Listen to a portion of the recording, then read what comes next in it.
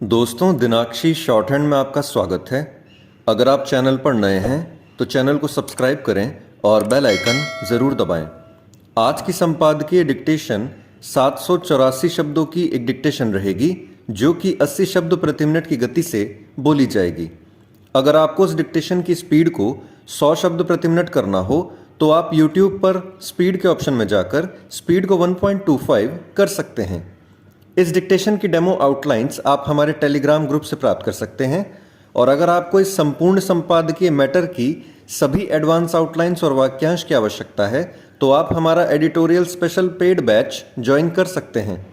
Editorial special paid batch में दी गई advance outlines और वाक्यांश की सहायता से आप शॉर्ट हैंड को 120 प्लस की गति में लिखने में सक्षम होंगे। इस बैच को ज्वाइन करने के लिए आप डिस्क्रिप्शन बॉक्स में दिए गए मोबाइल नंबर पर व्हाट्सएप कर सकते हैं। तो चलिए डिक्टेशन को स्टार्ट करते हैं। डिक्टेशन 5 सेकंड बाद स्टार्ट होगी। Ready, start. देश की राजधानी में हिंसा की चपेट में आए इलाके जहांगीरपुरी में अतिक्रमण हटाने की दिल्ली नगर निगम की कार्यवाही को लेकर जो विवाद पैदा हुआ उसका समाधान जितनी जल्दी हो उतना ही अच्छा। दिल्ली नगर निगम की इस कार्यवाही पर फौरी रोक लगाने वाले सुप्रीम कोर्ट को इस मामले का निपटारा करते हुए ऐसा कोई फैसला देना चाहिए जो पूरे देश के लिए नज़ीर बने। यह इसलिए आवश्यक है क्योंकि देश के दूसरे हिस्सों में भी जब ऐसी कार्यवाही होती है तब उसे लेकर विवाद पैदा होते हैं और कई बार उनके चलते न केवल यथास्थिति कायम रहती है बल्कि सरकारी ज़मीनों पर अवैध कब्जे बढ़ते चले जाते हैं। अतिक्रमण एक राष्ट्रव्यापी समस्या है। दिल्ली समेत कई शहरों में तो सरकारी ज़मीनों पर कब्जे के चलते बसी अवैध बस्तियों को नियमित करने का भी सिलसिला चल निकला है। इस कारण इन शहरों में एक झुग्गी माफिया पैदा हो गया है जो भ्रष्ट नेताओं और नौकरशाहों से मिलकर अवैध कब्जे कराता है। आखिर यह सिलसिला कब तक चलेगा? निसंदेह अवैध कब्जे शहरों की सूरत बिगाड़ने के साथ अन्य कई तरह की समस्याएं पैदा करते हैं, लेकिन अतिक्रमण हटाने से ज़्यादा ज़रूरी है उसे होने ना देना। और यदि कहीं हो जाए तो सबसे पहले उसके लिए जिम्मेदार विभागों के अधिकारियों के खिलाफ कार्यवाही करना। यह ठीक नहीं कि जब कोई घटना घट जाए तब नगर निकाय अथवा सरकारें अतिक्रमण हटाने की सुध लें। फिलहाल ऐसा ही हो रहा है। इस क्रम में अक्सर अतिक्रमण हटाने की कार्यवाही हड़बड़ी में अथवा तय प्रक्रिया की अनदेखी करके की जाती है। इससे न केवल वैसे सवाल उठते हैं जैसे खरगोन या फिर दिल्ली में अवैध निर्माण पर बुलडोज़र चलाने को लेकर उठे, बल्कि उजाड़े गए लोग अपना घर बार खोकर अचानक सड़क पर भी आ जाते हैं। निसंदेह इसमें उनकी भी गलती होती है। उसमें नगर निकाय भी बराबर के भागीदार होते हैं। यह एक तथ्य है कि नगर निकायों की अनदेखी अथवा भ्रष्ट आचरण से अतिक्रमण और अवैध कब्जे होते हैं। सुप्रीम कोर्ट को जहां अवैध कब्जों के खिलाफ सख्ती दिखानी होगी, वहीं मानवीय दृष्टिकोण भी अपनाना होगा।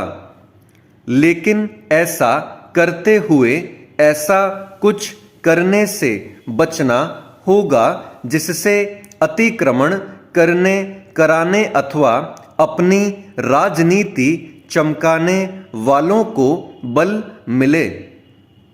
यह अपेक्षा इसलिए क्योंकि दिल्ली में शाहीन बाग धरने एवं कृषि कानून विरोधी प्रदर्शन के समय रास्तों को बाधित करना एक तरह का अवैध कब्जा ही था और सब जानते हैं कि लाखों लोगों की नाक में दम करने वाले इस अतिक्रमण के खिलाफ सुप्रीम कोर्ट ने कुछ नहीं किया चेंज। प्रकृति ने कई बार चेतावनी दी है। बिहार में हाल के वर्षों में इस संबंध में चर्चा और जागरूकता बढ़ी है। गर्मी का मौसम चल रहा, आशंका है कि इस बार भी भूगर्भ जल के नीचे जाने से चापाकल और कुएं सूखने लगेंगे। सिंचाई के जल को लेकर परेशानी बढ़ेगी। पूरी गर्मी ऐसा होता है। इसी समय वर्षा जल संरक्षण की चर्चा भी जोर पकड़ती है। राज्य सरकार पूर्व में भी सरकारी भवनों के लिए ऐसे फैसला कर चुकी है। अब सभी औद्योगिक, सार्वजनिक एवं ग्रुप हाउसिंग के तहत निर्मित भवनों में रेन वाटर हार्वेस्टिंग सिस्टम अनिवार्य होगा। इसका पालन नहीं करने पर संबंधित शहरी निकाय जुर्माना वसूलेंगे।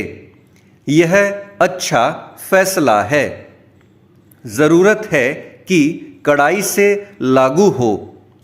कड़ाई से भी ज्यादा अच्छा शब्द भागीदारी है। सबकी भागीदारी से ही हम अपने प्राकृतिक संसाधनों का सटीक उपयोग कर सकेंगे। दरअसल हमारा ग्रामीण समाज बटोरने और खर्च करने की परंपरा का वाहक रहा है। बीच में कड़ी टूट गई तो परेशानियां सामने आने लगीं। प्राकृतिक रूप से वर्षा जल संरक्षण होता था। हमारे घरों के आसपास पोखर, नाले और अन्य जल स्रोत धरती को सींचते रहते थे। शहरीकरण की वजह से यह सिलसिला टूटा है। इस सिलसिले को जोड़ने की पहल ही वर्षा जल संरक्षण है।